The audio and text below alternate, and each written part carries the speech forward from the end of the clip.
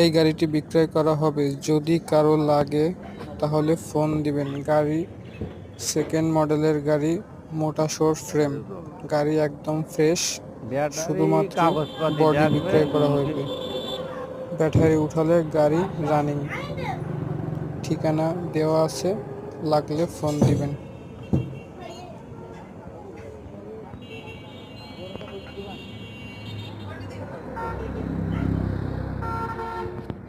ফিতে লাগাই দাও।